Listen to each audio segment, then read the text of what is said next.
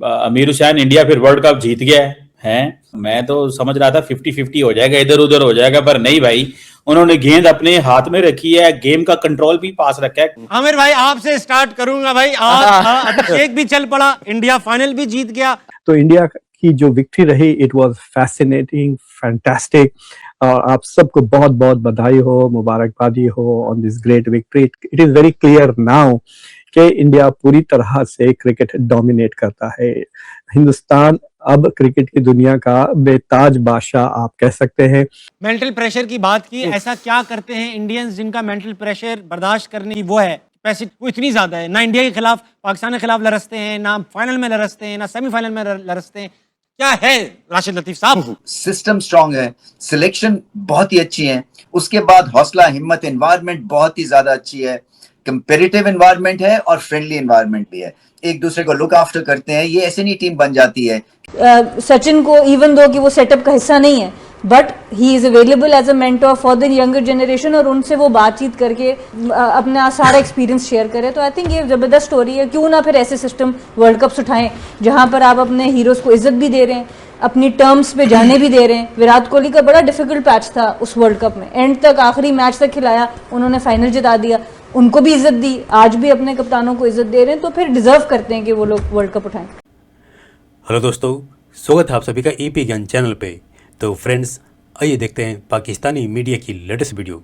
तो दोस्तों, जैसा कि आपने देखा और सुन लिया होगा कि भारत ने कल खेले गए मैच T20 वर्ल्ड कप का फाइनल मैच, जिसमें न्यूजीलैंड को जिस तरह से भारत ने हराया है, एज ए भारतीय हम सब तो खुश हैं ही, लेकिन पूरा क्रिकेट वर्ल्ड और ख़ासतौर से पाकिस्तान की बात करें तो पाकिस्तानी मीडिया इस वक्त हैरान और परेशान है कि भारत ने जिस तरह से न्यूजीलैंड को बुरी तरह से पटकनी देके मारा है, चाहे वो बैटिंग डिपार्टमेंट हो या बॉलिंग डिपार्टमेंट हो या फील्डिंग डिपार्टमेंट हो। और ख़ास तौर से लास्ट के जो 3 मैच भारत ने खेले, उनमें फील्डिंग भारत की गजब की रही। तो नो डाउट इस समय दुनिया की क्रिकेट वर्ल्ड में भारत इस समय T20 क्रिकेट का बेताज बादशाह है, जिसकी पुष्टि कर रहे हैं भारत के पास लगातार 2024 और 2026 T20 वर्ल्ड कप जीतना। लेकिन जैसे कि आप जानते हैं कि इस वर्ल्ड कप की शुरुआत से ही जिस तरह से पाकिस्तानियों ने जो ड्रामा किया, खास तौर से बांग्लादेश के सपोर्ट में बॉयकॉट की धमकी देना, और फिर जब खेलने लगे पाकिस्तानी, तो ये पाकिस्तानी मीडिया कहने लगे कि हम भारत को फाइनल में हरा करके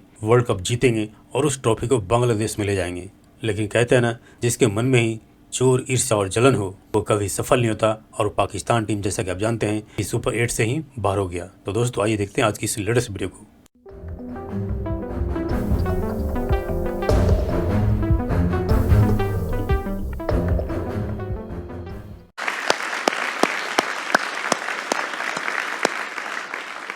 कादिर हजरात, 2026 का वर्ल्ड कप आज अपने इख्तिताम को पहुंचा और हमारे बड़े बड़े बाबाओं की प्रेडिक्शंस के बरखिलाफ इंडिया 2026 का T20 वर्ल्ड कप जीतने में कामयाब हो गया। इंडिया के लिए तालियां।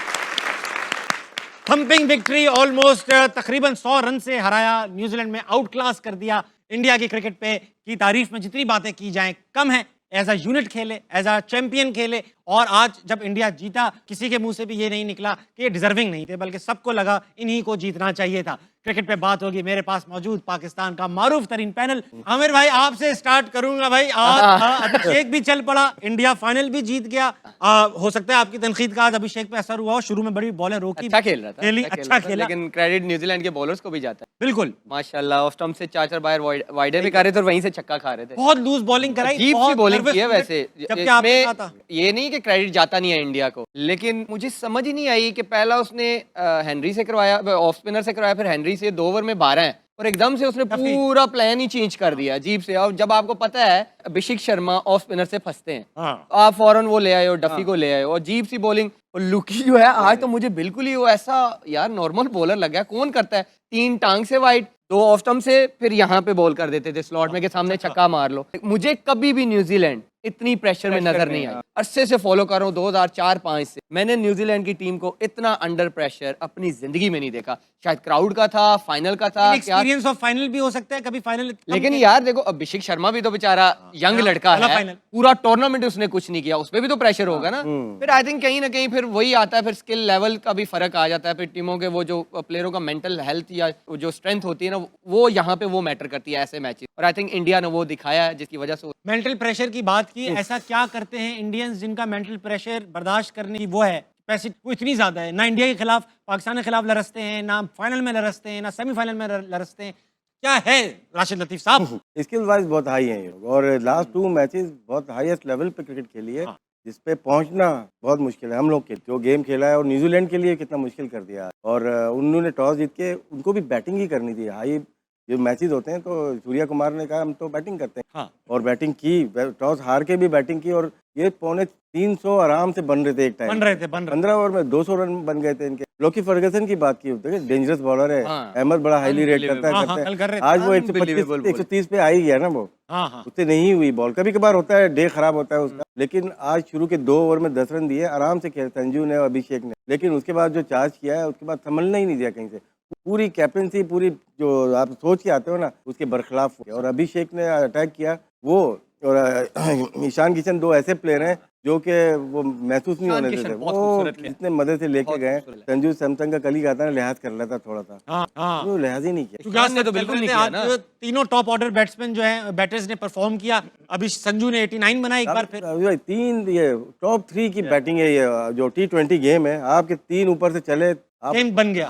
संजू तो है ही ना। आप ये अभिषेक शर्मा की भी हिटिंग देखते हो और ईशान किशन की भी, उन्होंने एक मिथ खत्म कर दी कि फास्ट बॉलर टूर्नामेंट जितवाते हैं, भाई बैट्समैन भी जितवाते हैं। उन्होंने साबित कर दिया, सही बात, उन्होंने साबित कर दिया कि बैट्समैन भी टूर्नामेंट, देखें सेमीफाइनल फ्लैट विकेट, टॉस हार गए, अगलों ने 250 कर दिया, आज उन्होंने कहा 250 कर दो फाइनल मैच। उन्होंने ये मिथ खत्म कर दिया कि फास्ट बॉलर ही टूर्नामेंट जितवाते हैं। लेकिन man of the match fast bowler रहा, बुमराह को मिला man of the match, extra ordinary performance. Overall तो बुमराह अच्छा करता ही आ रहा था, लेकिन आप ये देख लें कि जो उनकी बैटिंग ने किया है बड़े मैचेस में, 195 चेज हुआ, 250 कर दिया, 256 कर दिया।